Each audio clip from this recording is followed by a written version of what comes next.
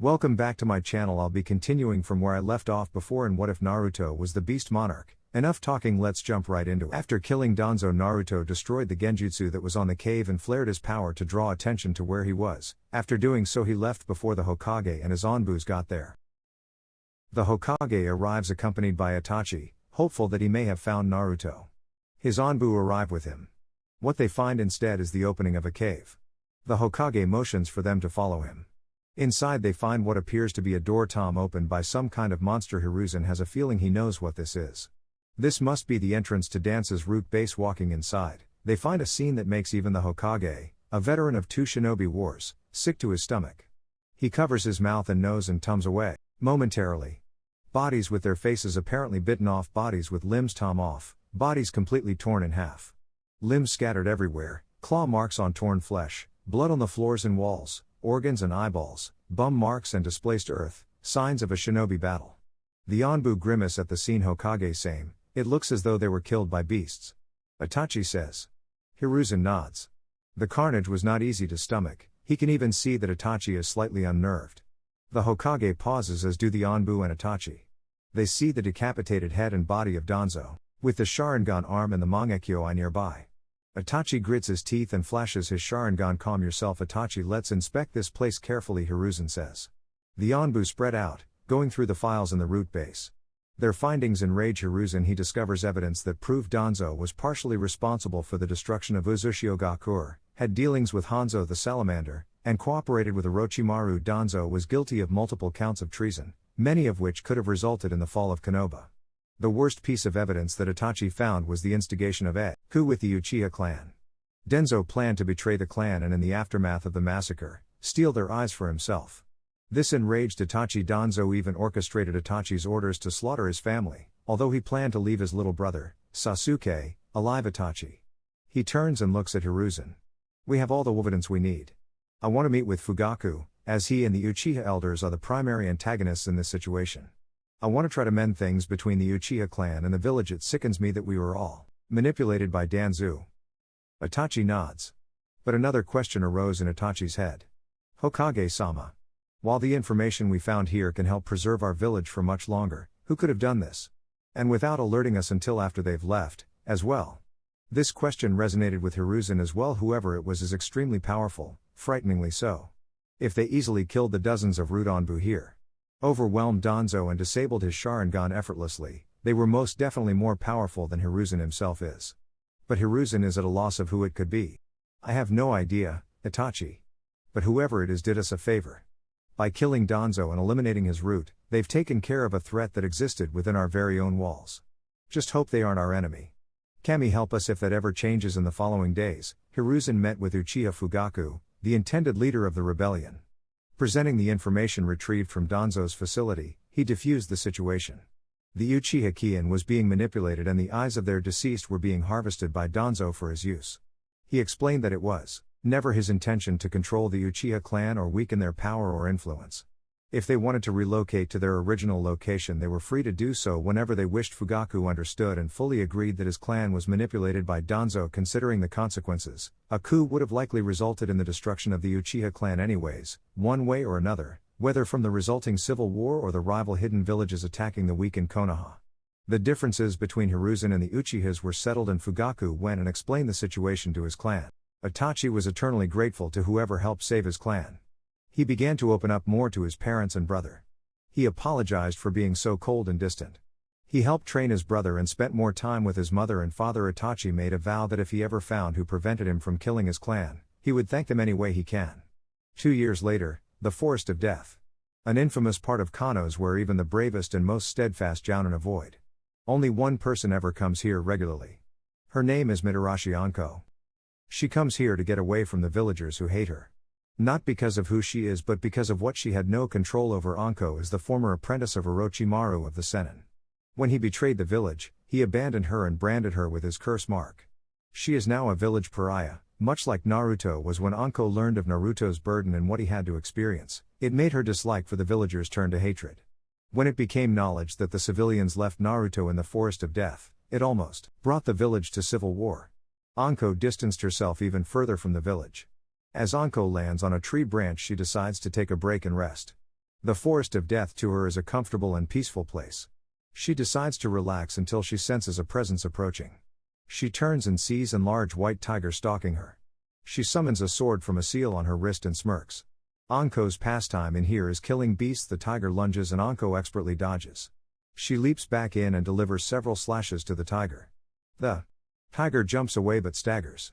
Anko knows that the poison her sword passively secretes is working. Suddenly, Anko hears the shrubbery giving way and turns to see another tiger lunge from her side. She blocks the oncoming bite with her forearm, screaming in pain as the tiger bites through bone, almost taking her arm completely off before she stabs it with her sword. Anko stands staring at the other tiger, panting heavily as her arm limply dangles, bleeding heavily. In the clearing she stands in, she stares down the tiger opposite to her. Until to each of her sides, she sees more tigers make themselves known, entering the clearing. 2 to her right and 1 to her left. Anko's eyes widen in horror. What the fuck? Tigers don't hunt in packs. The beasts circle her. Anko is panicking. She's injured, bleeding heavily, and can't take them all on. Her only option is to make a run for it. But she's injured and unable to move as fast.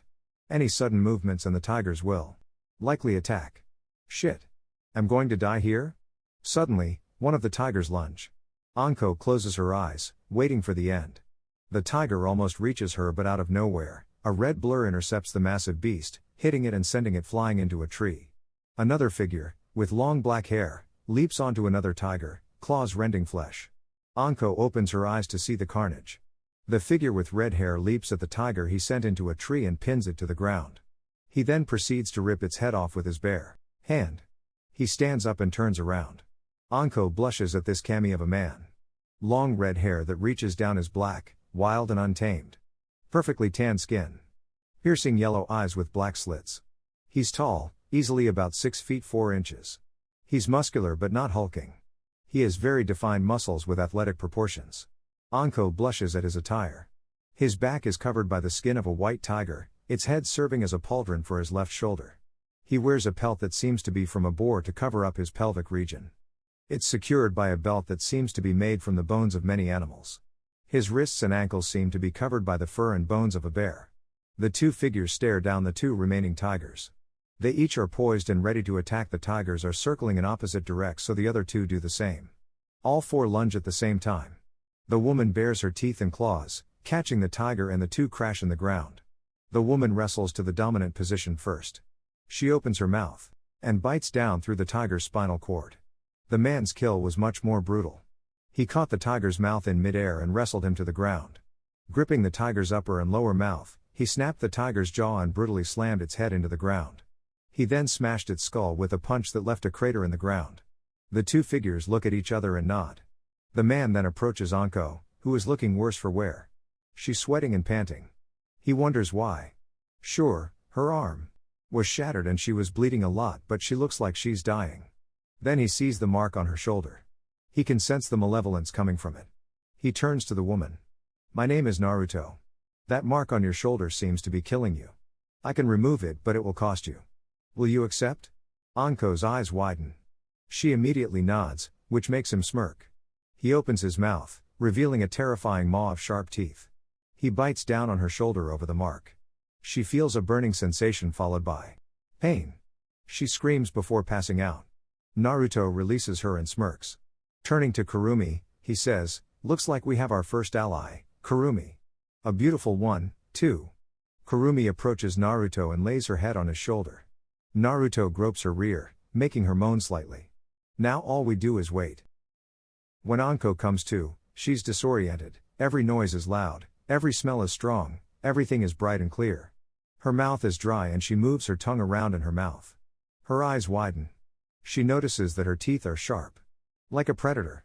She looks around and notices that Naruto and the woman are sitting on a rock, the woman resting her head on Naruto's chest while Naruto runs his claws through her hair. He smiles at Anko. How do you like your new gifts? He asks. Anko shudders at his voice.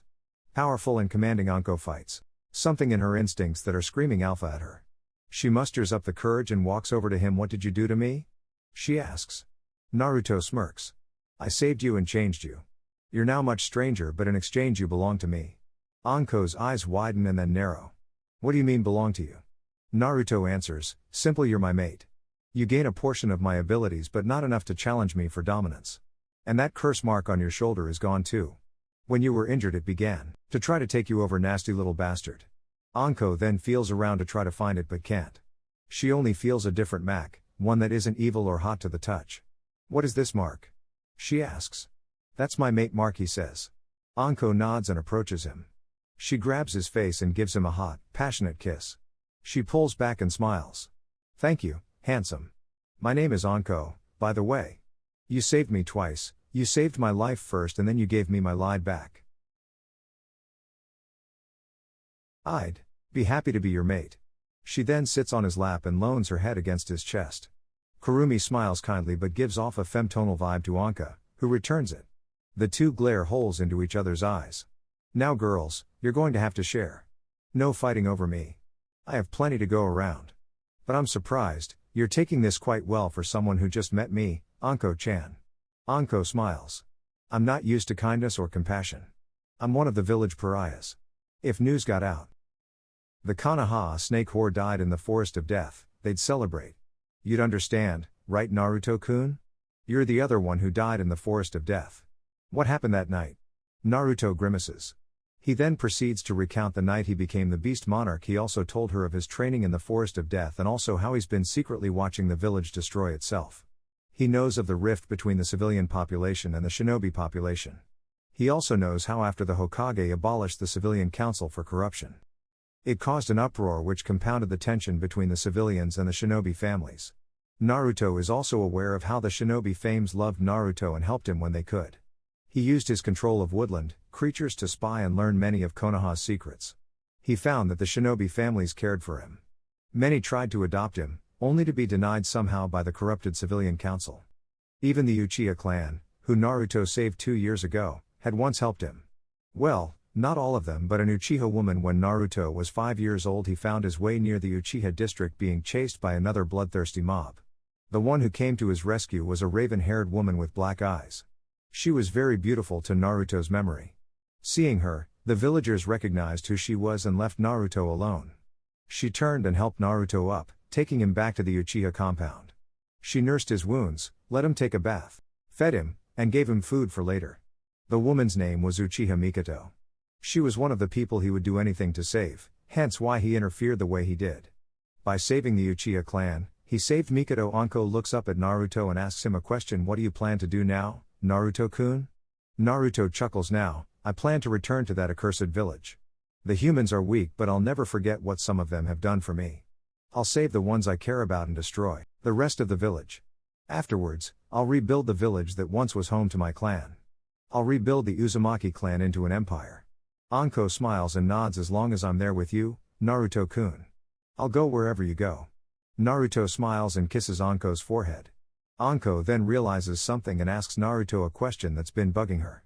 "Naruto-kun, how did you come across all this information?" Naruto chuckles. "I can communicate with beasts and animals. I'm the Beast Monarch, so it's just a matter of my natural affinity. Beasts and animals are an inconspicuous way of information gathering. Who would suspect birds or rodents of spying on them?" Anko chuckles and kisses Naruto's cheek. The trio get to their feet and head towards Konoha. It's time to pay the old man a visit. That's the end of this part. If you want to know what happens after Naruto reaches Konoha, find out next time on Dragonaham. What if Naruto was the Beast Monarch?